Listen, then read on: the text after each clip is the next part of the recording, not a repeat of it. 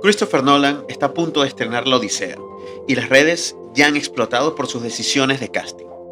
Muchas personas se preguntan por qué Hollywood últimamente cambia físicamente personajes clásicos como Helena o Aquiles, mientras que otros los defienden argumentando que la mitología puede reinterpretarse de manera libre. Y honestamente es un debate mucho más interesante de lo que parece. Si quieres saber mi opinión, quédate y te lo cuento.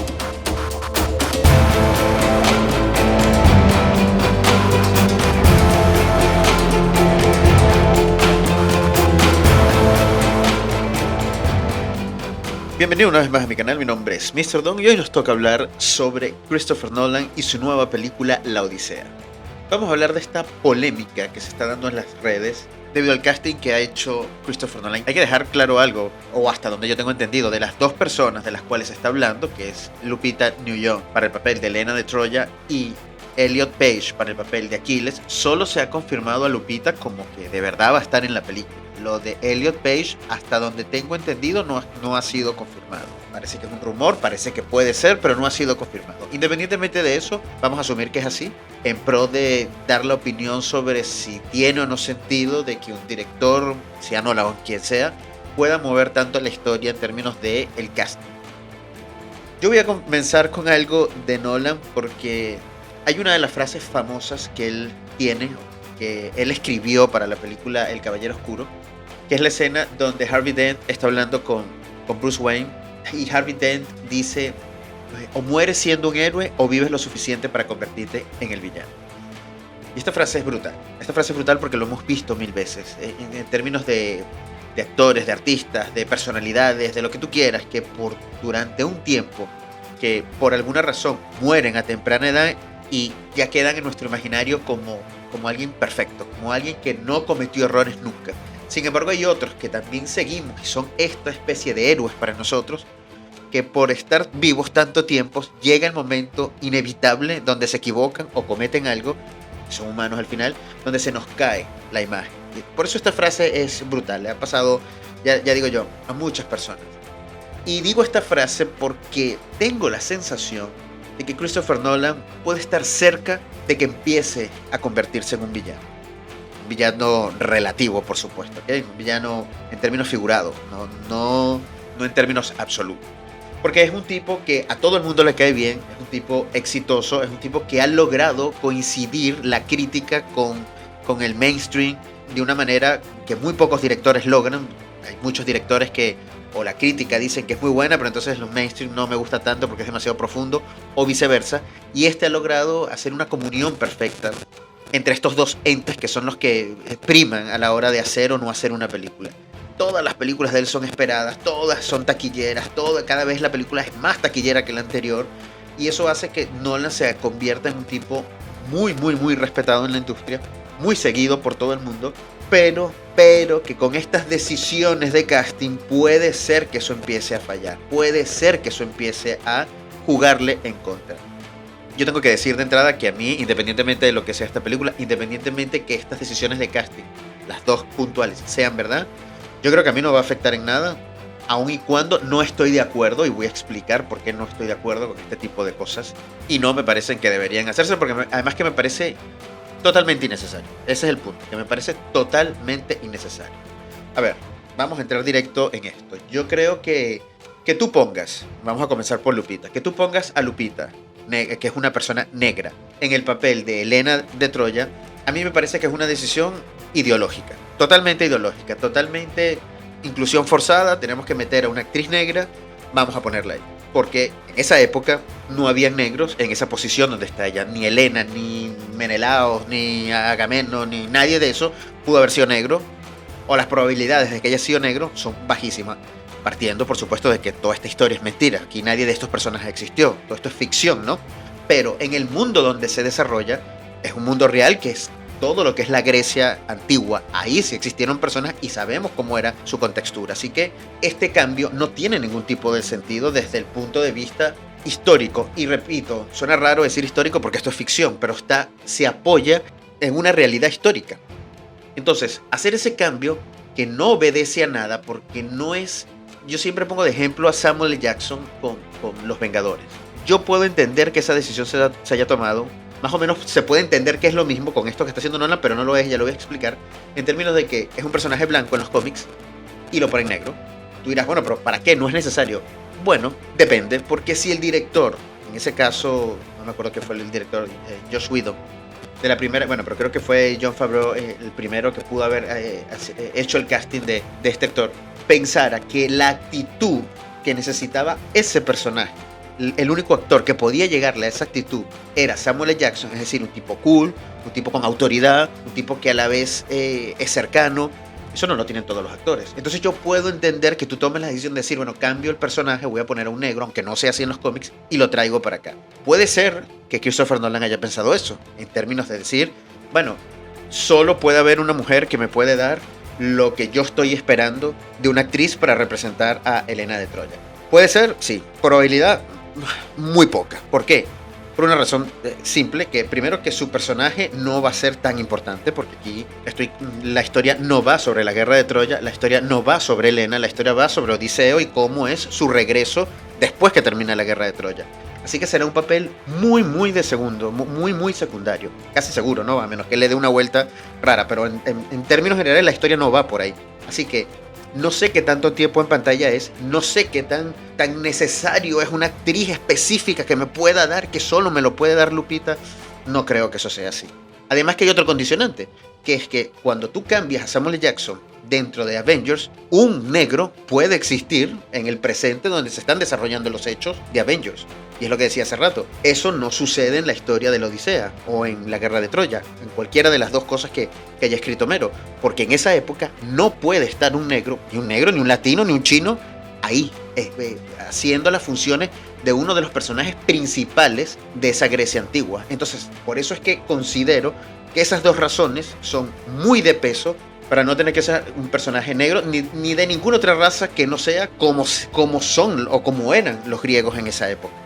Así que eso es una decisión completamente arbitraria, desde mi punto de vista, completamente alineada con la ideología política que hay hoy en día y, como dicen algunos, que también puede ser verdad, para yo poder entrar en concurso, porque sabemos que los Oscars o muchos premios tienen ciertas reglas donde te exigen que tiene que haber representación de minorías, bien sea negros, latinos, lo que sea, para que la película pueda competir. Y a mí eso me da un poco de tristeza, porque si esa es la razón, y yo puedo entender que Nolan diga, yo quiero que mi película compita y yo quiero estar elegible para estar en los premios, pues voy a tener que hacer un cambio. Yo puedo entender que él pueda hacer eso, pero me parece muy triste porque estás condicionando a los realizadores a tener que hacer este tipo de cambios que no tienen ningún tipo de sentido. Pero además pasa algo, y por qué lo voy a atar con esto de que se convierta en villano. Lamentablemente el mundo hoy en día está dividido en dos, izquierda, derechas, y los de izquierda aceptan ese tipo de cambios sin ningún problema, pero a los de la derecha le crea rechazo completamente. Entonces, por eso digo que ¿qué necesidad tenías cuando tú has logrado que dos mundos coincidan, que es críticos, mainstream, y también habías logrado el hecho de que ninguna persona veíamos tus películas con ningún tono político como para discernir y decir, no, este es de izquierda o este es de derecha? Ahora lo has puesto tú sobre la mesa. Ahora sí has puesto que yo comulgo con las ideas de izquierda, y eso va a ser, desde mi punto de vista, que toda la derecha o parte de la derecha empieza a crear rechazo contra tu película. Por eso es que digo que es totalmente innecesario. Ahora bien, esto no es algo nuevo también, y yo me considero alguien de derecha, yo me considero que no comulgo con nada de estas ideas progresistas ni nada de esto, pero también tengo que entender, y aunque sí me crea un poco de rechazo, también tengo que entender que Hollywood siempre ha sido así. Esto no es nuevo tampoco. Esto también yo le quiero lanzar un mensaje a mucha de esta gente que ya automáticamente se pone en contra de esto. Hollywood toda la vida ha utilizado sus medios, las películas, para mandar mensajes políticos. Lo que pasa es que antes todos estábamos de acuerdo con ese mensaje. Y como todos, y cuando digo todos me refiero a Occidente en general, como todos estábamos de acuerdo, pues nadie protestaba y nadie decía nada. En la década de los 80, antes que cayera la Unión Soviética, todos los malos eran soviéticos, todos los malos venían de Rusia, todas las películas de James Bond, casi todas las películas de James Bond, el tema era la Unión Soviética, los rusos, los malos. ¿Por qué? Porque en ese momento se necesitaba, Estados Unidos quería mandar un mensaje ideológico que Occidente y que el capitalismo y que todo por lo que luchaba Estados Unidos era lo mejor, mientras que aquello era lo peor. Rocky IV. ¿Quién de mi generación no creció viendo esa película y disfrutando esa película como el que más. ¿Quién es el malo de esa película? Un ruso, un soviético. ¿Y cómo es representada la Unión Soviética en esa película? Pues totalmente personas inhumanas, personas que no tienen esa calidez que tienen según los norteamericanos. Pero, repito, como todo Occidente estaba de acuerdo que eso era así, como todo Occidente en términos generales estábamos de acuerdo de que el comunismo estaba mal, que la Unión Soviética eran los malos, pues todos nos comíamos eso sin ningún problema y aplaudíamos y no pasaba nada. ¿Qué pasa? Que ahora se sigue haciendo eso, Hollywood sigue haciendo esto, pero hay una mitad del mundo occidental que no está de acuerdo con eso y por eso crea tanto rechazo. Entonces yo también digo, mira, no es nuevo, es lo mismo de siempre, solo que ahora no estamos de acuerdo. Porque además que esta es otra de las cosas, tú no estás cambiando el universo completo. Porque hemos visto muchos ejemplos de que si tú cambias el universo completo, entonces ahí sí vale cualquier cambio, porque ahí estás reinterpretando por completo la historia. Lo que pasa es que Nolan no está reinterpretando la historia, está adaptando la historia original y está reinterpretando dos personajes. ¿Qué me refiero con esto de reinterpretar? Romeo y Julieta de William Shakespeare. Una historia que sucede en Verona, los dos amantes, toda la historia que ya sabemos. Pero claro, en los años 50 o 60, no recuerdo ahora mismo, sale este musical West Side Story, donde es una familia de latinos que son bailarines en Nueva York. ¿Y qué es eso? Romeo y Julieta. Pero reimagino el mundo completo. Es una reinterpretación por completo de la obra de William Shakespeare, llevada a otro sitio, a otra locación, con otros personajes actual, y no pasa nada.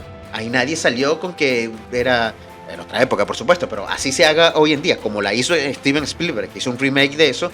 Nadie va a decir que es progre o que no, tú reinterpretas como tú quieras. Entonces creo que cuando Hollywood hace eso, hoy en día inclusive, no pasa nada, nadie se va a posicionar de un lado ni del otro porque entiende que estás reimaginando completo. Pero cuando cambias un personaje nada más, parece totalmente arbitrario, y más un personaje tan de segunda, digo de segunda en la historia, porque si estuviésemos contando la historia de la guerra de Troya, Helena es un papel importante, pero aquí, repito, no sé qué tan importante es. Entonces me parece que es pegarte tú mismo sin ninguna necesidad. Y con el otro tema de Ellen Page, claro, ahí podemos decir, ellos ya trabajaron juntos, que es algo que normalmente un director como Christopher Nolan hace mucho. Ya trabajó con Page en Inception. Puede ser que haya dicho, bueno, ya yo he trabajado con ella y quiero volver a trabajar ahora que es él. Pero es tan controversial ponerlo a él, más cuando tú vienes de que ese personaje lo ha interpretado Brad Pitt y cómo lo interpretó Brad Pitt. Sé que era otro tipo de película, la película de Troya es una película más blockbuster, menos profunda, eso no es lo que va a hacer Nolan, indudablemente, pero tienes un punto de comparación relativamente cercano, 20 años, menos de 20 años, que se parece más a lo que teníamos todos en el imaginario cuando se habla de Aquiles, con lo poco que pudo describir Homero de Aquiles en sus obras. Cabello largo, rubio, un tipo que imponía, más allá de que él tenga o no tenga músculos, que creo que eso no lo describe Homero, pero sí era un tipo imponente. Claro, ahora me vas a traer una actriz o un actor trans en este momento puntual ideológico que hay. De nuevo, no había ningún tipo de necesidad con tantos actores que pudiesen interpretar, porque de nuevo, no es que esta actuación sola me la puede dar Elliot Page, no, mentira. No puede ser que esa actuación solo te la pueda dar él. O sea, lo hizo Brad Pitt, que no es precisamente el mejor actor en la historia. Y de nuevo, es un personaje pequeño, no es un personaje grande, porque estoy convencido que porque la historia de Odiseo no tiene, me imagino que aparecerá al principio de la película, porque es el final de la guerra de Troya, ahí estará. Ya después ya no aparecerá más. Ya después es Odiseo en su viaje para devolverse a su casa, que son 10 años que tiene que... 10 años dura la guerra de Troya y después 10 años dura él devolviéndose a su casa. Entonces, de nuevo, es otra decisión que tú dices, es Disney. Son esas decisiones Disney que tú no entiendes, que dices, ¿para qué? ¿Para qué nos haces esto? Quita esos dos elementos, la película no sube ni baja nada en términos de calidad, pero poniéndolos, sí haces que crees rechazo, sí haces que la gente pueda decir, voy a verla o no voy a verla, o no la voy a apoyar, aunque me guste no la voy a apoyar, y sabes que voy a esperar que salga en donde sea que tiene que salir. Además que no es algo inteligente, porque estamos pasando por un momento de la industria del cine, hay poca afluencia a los cines. Entonces Christopher Nolan es uno de los pocos directores que mueve a la gente a los cines. Inclusive películas como Oppenheimer, que eso lo hubiese hecho otro director y nadie va a ver esa película. Pero como es Nolan, todo el mundo va a ver un drama de 3 horas. Entonces, cuando tienes a un director, y por eso también creo que esto es culpa del estudio, porque cuando tienes a un director que sí es capaz de moverte gente con cualquier tipo de película, no lo pongas en riesgo con tonterías. No lo pongas en riesgo con tonterías. ¿Quieres meter a un negro? Busca en un personaje que pueda que exista la posibilidad de ser negro dentro del contexto de lo que está sucediendo. ¿Quieres poner un personaje que es trans? Mételo dentro de un personaje que no sea tan grande en el imaginario de las personas como es el de Aquiles.